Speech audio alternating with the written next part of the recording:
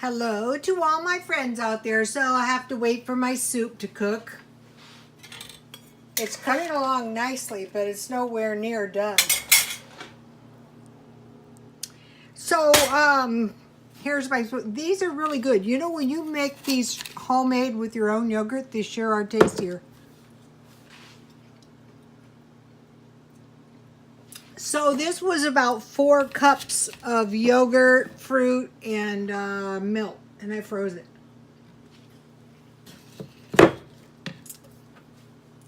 It's like ice cream. I can easily eat. This is my leftover tea. I'm drinking it. I had it in the refrigerator. This is my favorite, one of them. And then I have some Diet Coke. So, okay, one of the things that I want to be prepared for is if we had some massive power grid failure.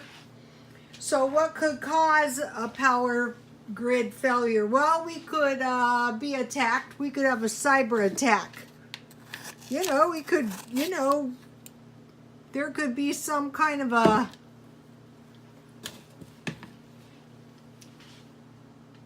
attack. You know, we could have some kind of natural disasters that could knock our power grids out somehow. There could be massive demands on the power grid that could knock the power grid out. Stuff like that, you know. And if there was no power, like out here in California, you can't get in the banks, you can't get in the stores. And so you want to make sure you had food. If it was just one area, you could drive to another area if you had resources, or another country. Like we're close to Mexico here, but you know, sometimes Mexico isn't too good either. So you know, you want to be prepared for another bad thing that might possibly happen. Here is fires. There's been floods. There's been tornadoes. Also monetary collapses or inflationary periods. I can remember various inflationary periods. One time, this was a long time ago, I worked in this beauty shop and I was the only one that could cash my paycheck. The checks were hard to, back in the day they had check cashing stores. Now we have these these check cashing places, but back in the day it was check cashing. You have to have like valid ID and a checking account and stuff. So, you know, you want to prepare. You want to say, okay, well, if I lost my job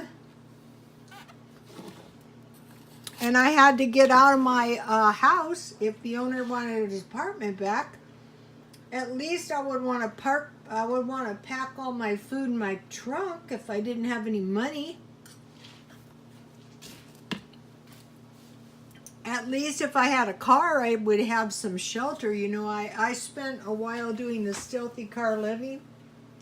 I think this is happening to more people than we know about.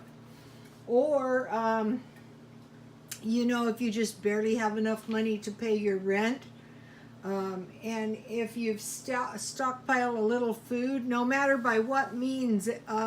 Somebody said, why doesn't my friend get EBT? Well, out here, certain kinds of disabilities, this is what I was told by 2 of them. And they were all kind of by the same bunch. I don't know if that is true, but they're not supposed to be able to get EBT. But the food banks are pretty prevalent out here. You know, there's food banks. And so if you can store up some food, or, you know, I spent a little time doing the dumpster diving thing, which I didn't get anywhere with it. I couldn't get anywhere with that. But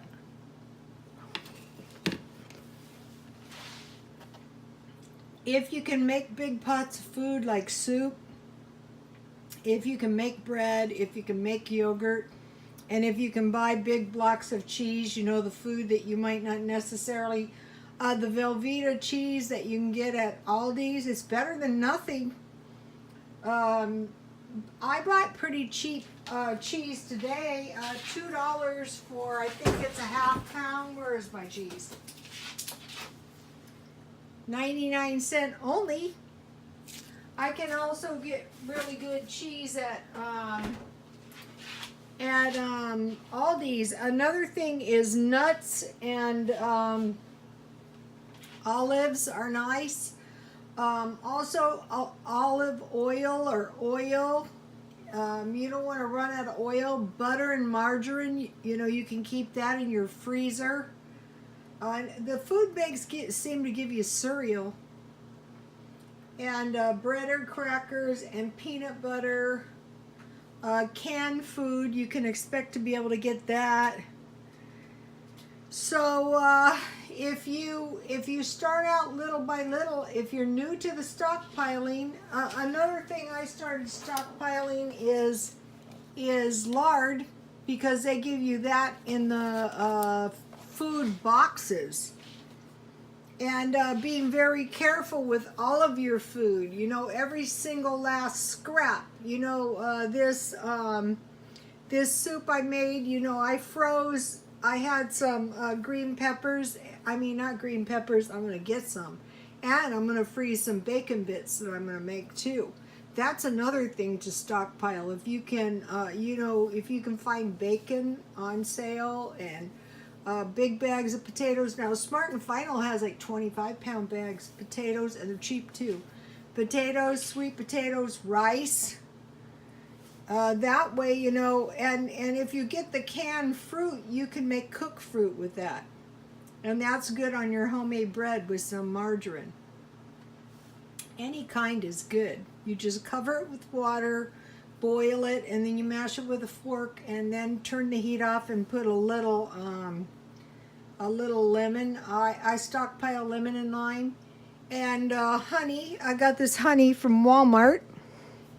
So if you're new to stockpiling, and you know, I wouldn't like be losing sleep. Oh my gosh, we might have a cyber attack, but you know, anything can happen. You know, we're very dependent on our devices, like our cell phones and our internet connections. You know, they're expensive too.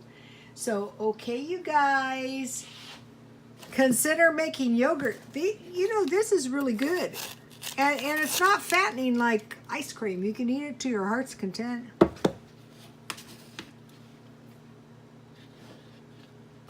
Another thing that might be nice to stockpile is bags of frozen fruit, you know, to keep in your freezer. And then this month and last month, I stockpiled a lot of frozen food from Dollar Tree and 99 cents only. So, okay, you guys, I will be back.